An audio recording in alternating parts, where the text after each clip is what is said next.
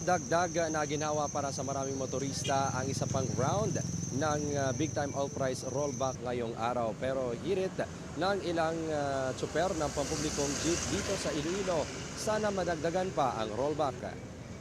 May ilang taxi at tricycle drivers hindi napakarga ng gasolina kahapon dahil hinintay ang rollback ngayong Martes. Ang karamihan ng gasolinahan sa Iloilo City nagpatupad na ng rollback bago pa man ang alas 6 ngayong umaga. Nasa 90 pesos hanggang 95 pesos sa kada litro ng diesel.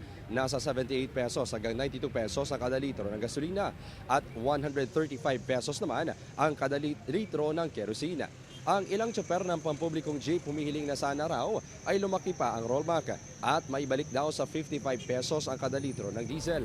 Anila, masakit pa rin daw sa bulsa at kulang pa raw ang rollback para makabawi sa lugi nitong mga nakaraang linggo dahil sa mataas na presyo ng petrolyo. May ilang drivers kasi na dati ay 500 pesos hanggang 700 pesos pa ang naiuwing kita. Ngayon, 100 pesos hanggang 200 pesos na lang daw.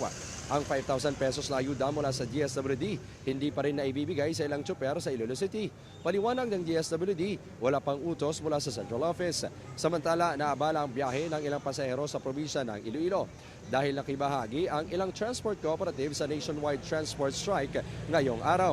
Kabilang na dito ang Tubungan Transport Service Cooperative na nag-abiso kahapon. Tuloy naman ang biyahe ng mga units ng Western Visayas Alliance Transport Cooperative and Corporations Incorporated na karamihan ay may ruta sa Iloilo City. Hindi pa sapat yata kung mga ganon lang.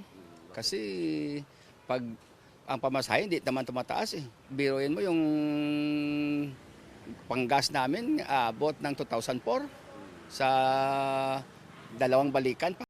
Tiniyak ng alyansa ng mga kooperatiba sa Western Visayas na hindi maapektuhan ang pampublikong transportasyon sa mga ruta sa lungsod at probinsya ng Iloilo.